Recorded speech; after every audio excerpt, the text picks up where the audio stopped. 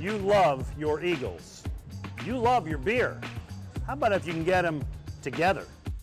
Yo, it's pumpkin beer season. Love them or hate them, they're everywhere. And we're gonna try a few of them today here at Yards Brewing Company in Philadelphia. And later, I'll introduce you to someone whose dream to create the perfect beer began in a 3-gallon pot in a small kitchen apartment. I'm Glen Macnow, he's Joe Sixpack, and this is What's Brewing.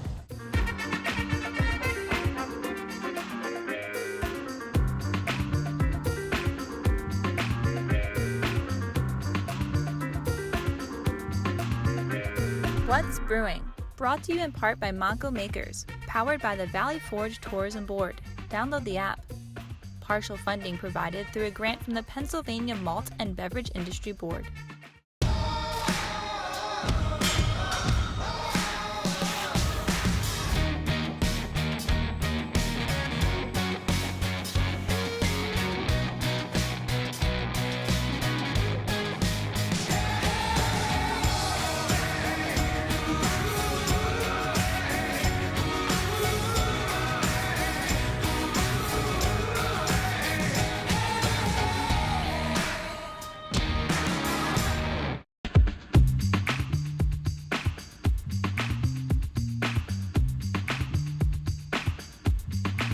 Hi, I'm Glen Macnow, WIP Radio. This is Joe Sixpack, Beer Authority, the most esteemed beer authority on the East Coast. And welcome to What's Brewing, which is going to be a weekly show where we sit around and drink beer, talk about it, maybe entertain you, maybe inform you a little bit about what's going on in the beer scene. And Joe, we do our first show today right from one of the great local places, Yards in Northern Liberty. Yeah, what a fantastic place this brewery is. It's only recently opened a couple months ago. This is their 5th location. I was just counting it. They've been around since 1994 and have gradually gotten larger and larger. And now what a spectacular facility they're in here, right in the middle of Northern Liberty. Really the pioneer in the Philadelphia craft brew scene. All right, so one of the things we're going to do on this show every week is we're going to do a beer exchange. And we're going to start today with pumpkin beers because, well, I think it was around April that I started to see them this year. And I got to tell you, I love them. I really do like the pumpkin beers. And one that I've liked for a lot of years is Stouts, Pumpkin Fest. Stouts to me is a terrific brewery. They do great stuff. So this is what I brought you today. All right. You know the history of Stouts better than I. By the way this show works is I ask questions and Joe's the genius. So that works out just fine. All right, so here you go.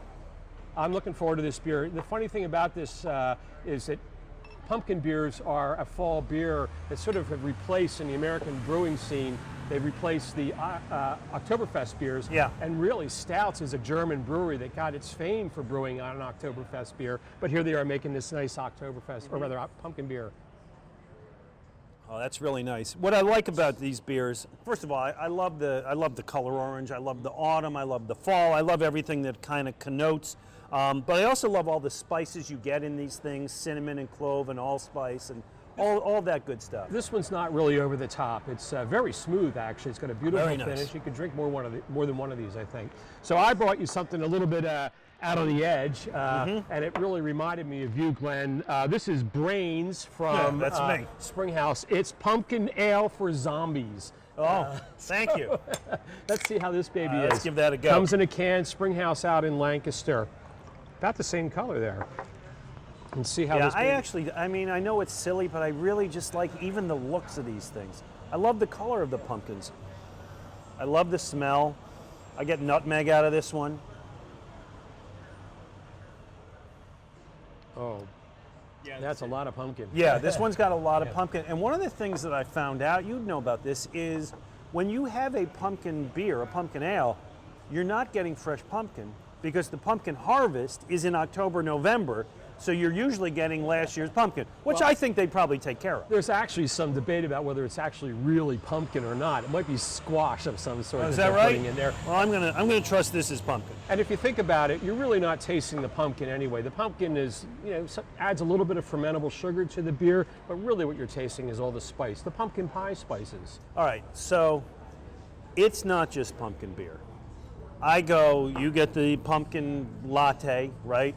You get, I saw pumpkin bagels in the bagel store. There are pumpkin muffins. There are pumpkin Cheerios. Everything became pumpkin.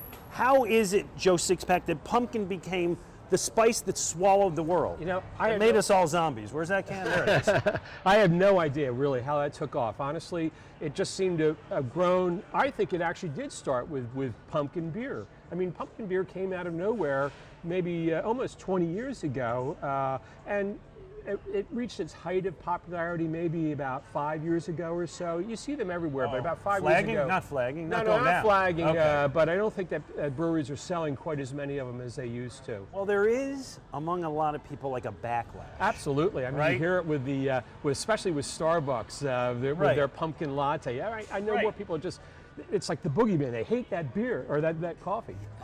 So I read, and again, I'll defer to your expertise, that this started with the Pilgrims, that they were doing this back in the 1700s, but without hops, because they couldn't grow hops up in New England. Right. It started mainly because there was no malt in America. And actually, we should be proud of the brewers of the colonial America, where they actually boycotted imports of British malt. Just before the Revolution. And so what could they use to make beer? Well, in many cases they were making it out of pumpkins or gourds or pretty much anything that grew that was fermentable. And I read that the guy who kind of brought it back, it came out of California like a lot of things do, a place called Buffalo Bill's Brewery out in Hayward. Do you have any idea like what just experimentation brought it back? Yeah, well, Bill Owens was he's one of the early American microbrewery pioneers, and he made a beer. He thought he would try to create this recipe out of the pumpkin mash or whatever, and he tasted it and he spit it out. It was so bad. He hated the taste of it, and he realized very early on that what he liked about it was his mom's pumpkin pie. So he ran across the street to a grocery and picked up the pumpkin pie spices that we now know are all in these pumpkin beers. I love it. Well, pumpkin is now 25% of all craft beer seasonal. I'm shocked. I'm telling you something you don't know, right? Of all craft beer seasonal, of all craft beers, behind only IPAs. Wow, that's astonishing to me. Well, we have a number of them here from around the state. Some of my favorites that I brought along, there's a Weyerbacher Imperial Pumpkin. This is a strong one, as this one from Fegley's. Their Imperial Pumpkin Ale, they're devious, both stronger, so they give you that nice pumpkin flavor, but then they really amp it up with a little bit more alcohol. Maybe only one's enough. This is one of my favorites from Saucony Creek, Maple Mistress. They don't really call it a pumpkin ale, but it is brewed with those. Name. I think they use butternut squash in it. And then finally, this to me is an underrated beer from Stegmaier. Their pumpkin ale, one of my favorites. It's really smooth. It's also pretty cheap, actually. Well, you know what? This is all good stuff. I'm going to keep enjoying this, and when we come back, we're going to tell you about a new and emerging brewery on the scene that you may want to check out right here on What's Brewing.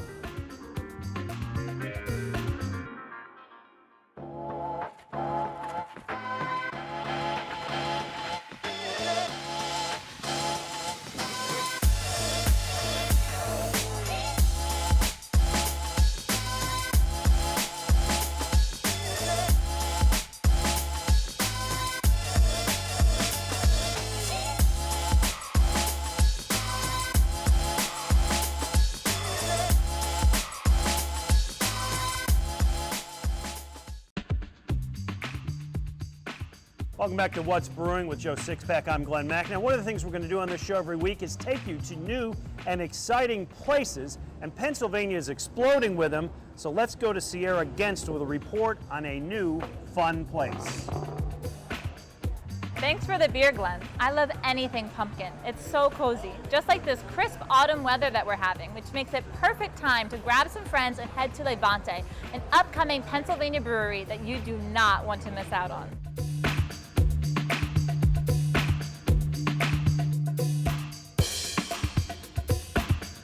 What started in a college dorm room is now a thriving business in Westchester. Let's meet one of the founders of Levante, Tim Floros. So you have a thriving business here with Levante. Can you tell us how you got started and why? Absolutely, yeah. So my brother-in-law and I, Eric Santostefano, started the brewery. How we got into the brewing industry was actually separately. We traveled to Italy and were inspired by all the small family-run wineries. And it was kind of the epitome of the local craft movement. And at that time, I didn't know personally about craft beer, but I came back to the US sampled my first craft beer was a Dogfish 60 Minute actually, and then I kind of fell in love with it. So I would read as much as I could about craft beer brewing. We started brewing in my college apartment, and then at that time decided we love business, we love beer, why not put a business plan together for a brewery? And at that point, kind of the rest is history. So what did it look like brewing in college? It was funny because I think our first kit was like $100 kit at the local homebrew store, and it consisted of like a pot on the stove and a couple buckets with various different kind of knickknacks that are used in the brewing industry or in home brewing. And essentially you were making soup, and then you would ferment that soup with yeast and bottle that, and a month or two later after brew day you have a beer. And then we just got more and more into it as we went. Recipes would get more and more in-depth and difficult, and just would improve every week we brewed. So Your college friends must have loved you. they did, yeah. At first the beer wasn't amazing. It was potable, I guess it would be. But yeah, and it just got better. After a while we realized, people really did like the beer. They were asking for it. If we were to have a party, they'd say, well, where's your beer? Did you bring any? So that kind of kept us going. Are there any like Italian flavors or Italian bases to your brewing?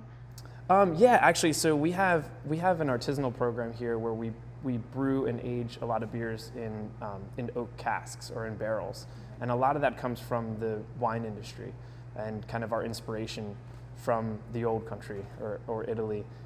So we have Le Marque Quad, which is actually on tap now here in the tap room, and what that is a Belgian-style quad aged in Cabernet Sauvignon barrels. So that's kind of I always like to say that the beer, liquor, and wine worlds all come together in barrel-aged beers because you're getting those flavors from the wine and the oak, and also the character from the beer in that. So why the name Levante?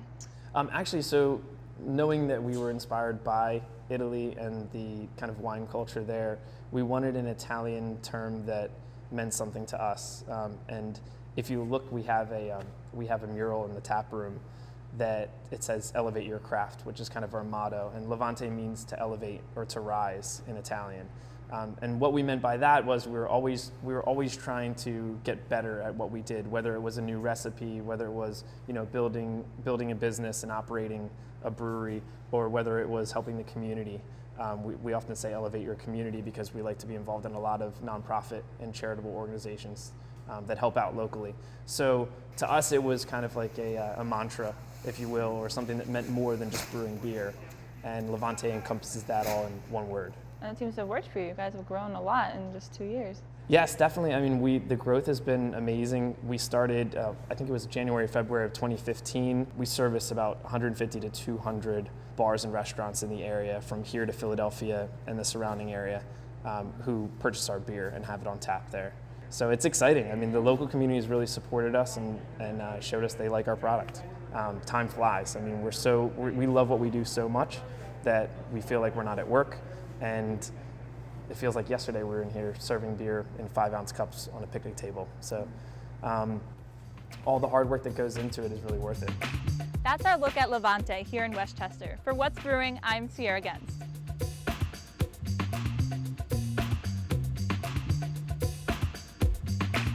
That was great, Sierra.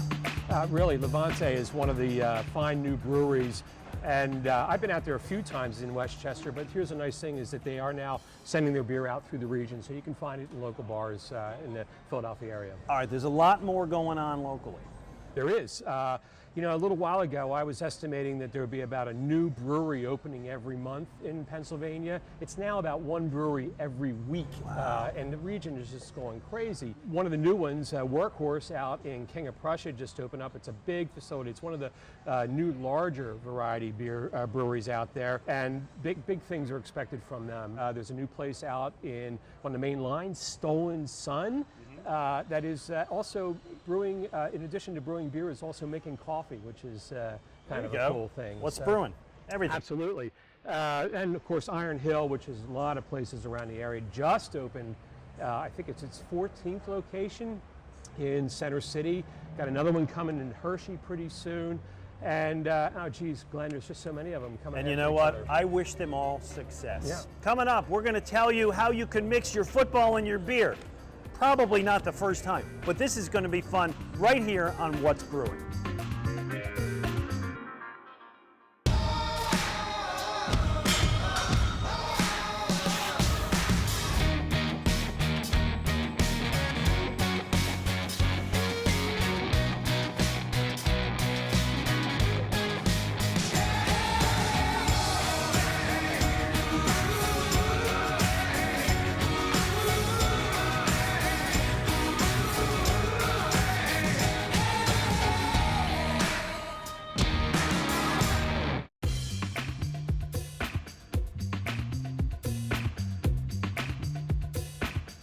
Welcome back to What's Brewing. We're at Yards Brewing Company in Northern Liberty. It's a terrific place. With Joe Sixpack, I'm Glen Macnow. And Joe, football and beer, sports and beer goes back to the beginnings, but it's becoming more of a thing now where athletes and breweries are kind of getting together, and we have some really interesting ones today. We do. Who would imagine athletes drinking good beer? I just can't imagine that. Well, with the Eagles this year, of course, local breweries went nuts, brewing tribute beers for them, and we've collected a few of them here to show off. We're going to go through these quickly, I guess, but this one from Roy Pitts, which is actually right up the road here, called For the Win, a giant killer New England IPA. It's got a picture of Jake Elliott on the label here. And I love that Jake Elliott, the Eagles kicker, helped design this beer. Of course, Jake Elliott got himself known by hitting the 61-yarder to beat the Giants last year in his second game as an Eagle, and he's actively involved in this. I read a story in BillyPenn.com that said when he was a kid, his parents went to Ireland, and he went to the Guinness factory, said, I couldn't drink any of the beers, but I was fascinated with how they made them, and now he's involved himself. So kind of a any typical, good? yeah, it is a typical sort of cloudy, very aromatic IPA, really nice. It is. Another one I brought here, I love this one, 52, honor of the Super Bowl. This is, we should show that off there. In case people don't know, it was Super Bowl 52, but we know that. Exactly. This one is real nice beer from Urban Village. It's frisky. A little bit frisky. I might have shaken it up on the way here. Uh-huh. Let me see if I can pour you a little one. This one is just another one with the Jason Kelsey, cartoonish logo. Yeah. Another little cloudy IPA. I'm liking the kicker more than the center at this point. This one's a little smoother for me. I think I could drink more of this one. So. Really? Yeah, See, and I love the New England IPAs. I really do. There you go. Well, that was a fine Kelsey beer, but it wasn't 32 ounces. And if I want my Eagles linemen, I want them big and burly. And this, no one likes us. We don't care, which is just an unfiltered IPA from Broken Goblet. I got to tell you, I'm just going to buy. First of all, this is a full night's work. And it actually fits in your cup holder in your car. Well, that's good. I'm sure the Havertown cops would love that. So tell me about this puppy. So this one was actually Share it with a friend? or two. Was brewed with Jason Kelsey and also designed to raise funds for, I think, a Kelsey charity. Yeah, I think it's great that he got involved and it's for charity. Now this one's nice and sparkling. Yeah. So a lot of work went into this. Really nice aroma too. It's this Broken Goblet up in Bucks County. All right, let me give you one more. This is an Evil Genius, always makes good beer. Fly Like an Eagle. So they just kind of took the eagle and put him on there, and Okay, so this one's actually one of a series. Little unofficial. Yeah. It is. They are doing a series of Water Ice flavors, and I believe this one is the lemon. Yes, don't. Really? Yes. You know what? We've heard weirder, and it's probably I a love good the idea. It's a Philadelphia tribute. Why not? Lots of lemon in that. Oh baby. yeah. Oh man. Oh baby. It really does taste like a water ice.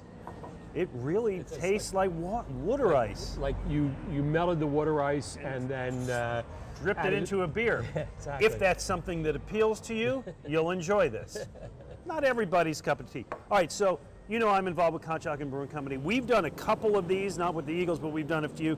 We did a thing with Misconduct Tavern where we did Hinky's Revenge, which was really more of a tribute to Joel Embiid because he drinks the Shirley Temple. Right. So it was a Shirley Temple-inspired beer. We also did one when Shane Ghost's Bear looked like he was going to be all that.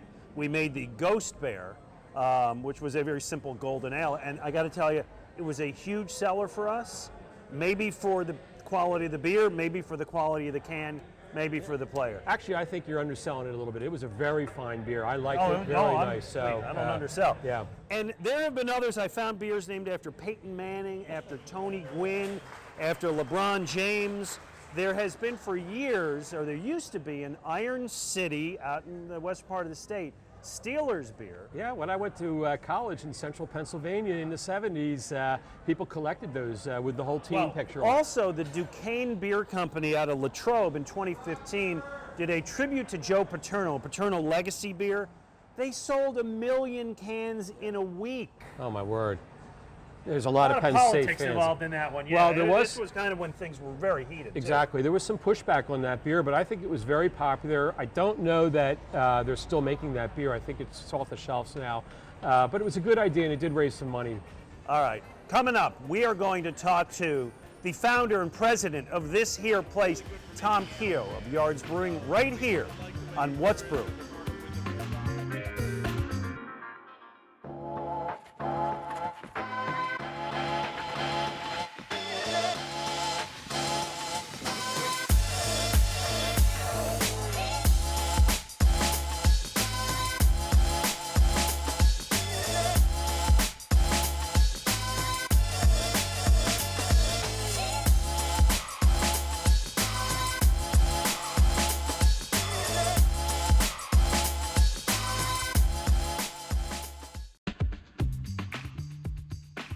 Welcome back to What's Brewing, and we are at the great Yards Brewing Tap Room in Northern Liberties. Yeah, and as luck would have it, Tom Keogh is in the house. Who would think? Let's bring him We're over. sorry. Hey, The man Tom, moves come on like over a here. turtle, but he brews like a master. How you guys doing? Great. Listen, your place is terrific.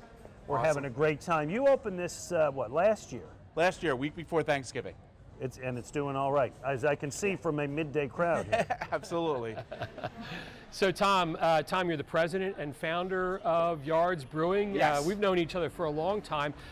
You started in Manayunk. What do you remember about that first brewery that you were in? The size. It was really small, but it was really, the great thing was you just got a lot of character out of it. And we were able to make our beers and sell them, and it was the beginning of a dream. A dream to become as big as you are today? I didn't think we would ever become this big. Back then, breweries weren't as big, and craft brewers, got to a certain area or a certain level, and that's as big as I thought you could get. So how big are you right now? I know, and it's all relative. I mean, you're not Budweiser or Miller Coors here. You are still a small brewery. We're still a small brewery. Thank God for that. We're making about 45,000 barrels a year, and we're enjoying every minute of it. How many states you in? How far do you extend? We're in 4 states. We're in all of Pennsylvania and all of New Jersey, all of Delaware, and a little bit of Maryland. I mean, there have been so many people since you did this, kind of getting into it, working their way up. And one of the things that I really love, because I'm a little bit involved in the business, is there is a real brotherhood, a real kinship among craft breweries that I don't find in any other business I've ever worked. Absolutely. I think we all want good beer to be out there. We're all concerned about that. We all share ideas. We'll share ingredients. If somebody needs a bag of hops, we can help them out. Mm-hmm. Speaking of which, what are you drinking right now? So I'm drinking our Philly Pale Ale. Good choice. Is that your go-to beer? It is my go-to beer. For mostly, it's always good at any occasion to me. So Your top seller? it's our top seller, without a doubt. Now, I got a bone to pick with you, Keogh. Sure. All right, here it is. We did a feature at the start of the show on pumpkin beers. Yes. We featured some great pumpkin beers from all around Pennsylvania. We love them, right? And we figured we're at Yards, we'll try their pumpkin beer. You don't got one. There's No. not one here. No. And in fact, you take a hardcore anti-pumpkin stance. Yes. What's up with that? We don't like to be trendy. We're kind of like this brewery that's been around for 24 years, and we want to brew beer that's going to be around for 24 years. We want good beers that's always going to be there. To me, pumpkin beer was always a trend, although it was really, really popular a few years ago. I think the numbers of pumpkin beer are starting to go down a little bit. So you don't want to be trendy, and That's you don't right. want to just do like oddball stuff, but you have made a beer that literally has Christmas trees in it. Yes. Okay, well, that's consistent. We like being traditional. and doing traditional recipes. So that's a big part of it. I see. And Christmas trees is. And what that beer is? It's our Poor Richard's Tavern Spruce. Exactly. So a beer that was flavored with spruce like they used to do. Like they used to do instead of hops. It also had a vitamin C value in it that was good for people who were on ships that needed vitamin C in colder climates where you can't really grow citrus. All right. I love he's working the whole health angle. Exactly. That's why I drink it, sure. You also brewed a beer at one time with oysters in it. We did, and that, again, a traditional style. Because what oysters were was a big part of making stouts. And the fact that the oysters had calcium in there, which changed the pH of the brew, would actually, make the harder tannins of the darker malts seem smoother. So that was Yards Love Stout. Yards Love Stout, yes, which we're still doing. Exactly. Well, in a large brewery like this, how easy is it for you to add a new beer to the mix? It's easy as far as recipe formulation and things like that. The hard part now is because of our size, we don't want to be putting things out there to just sort of distract from our regular beers. Right, but in terms of brewing itself, you can do that, a small we batch can do of that, something? yeah. So within our 100-barrel brew house, we also have built in a 20-barrel water tun. Okay. So we can do smaller pilot brews that'll be allow us to, do some experimental fun beers, which we're doing. It's amazing to me how much you've grown in these years, because you really, truly, you might have been able to fit your entire brewery out in this little area, and to see it grow like that is remarkable, in my opinion, for any business, but for beer, I love it. Yeah, thank you. So we're here on in the afternoon here. You're starting to pick up a crowd. A little bit more about your tap room here. You do tours here? We do tours. It's a great part of how we're able to show off the brewery to people, tourists, and it's a lot of fun, and it's a real big part of what we're trying to accomplish here with having such a big space right near downtown. All right, so we got one more thing, which is kind of good news for you, and this is entirely coincidental, but we are, as part of this show, over the next 14, 15 episodes, we're going to do a brew down of 16 Pennsylvania IPAs. You put together the brackets, Joe Sixpack. I did, and we, just coincidentally, the first matchup was Yards, Cape of Good Hope, double IPA, fantastic beer. We matched it up against, right up the road, one of your fun rivals from Evil Genius, Han, shot first. Yeah. Great name for a beer, by the way, if you're a Star Wars fan. And I don't have the latest results in front of me, but I do know that it was around 80% to 20% that Yards, Cape of Good Hope wins and moves into the next bracket. Cape of Good Hope has a real cult following. It's a beer that we come out with every year as a limited seasonal. And the really neat thing about it is we tend to keep the body of the beer and everything the same each year, but we'll change a little bit of the dry hop. Oh, okay. To kind of get people to so they can't wait for the next year's version. That's great. Tom Keogh, you've got loyalists, and for good reason. You make good beer. Thanks so much for having us here, buddy. It's a pleasure. He's Tom Keogh of Yards Brewing. That's Joe Sixpack. I'm Glenn Macnow, and thanks. We'll be back next week, same time. Thanks for watching What's Brewing. What's Brewing? Brought to you in part by Monco Makers, powered by the Valley Forge Tourism Board. Download the app. Partial funding provided through a grant from the Pennsylvania Malt and Beverage Industry Board.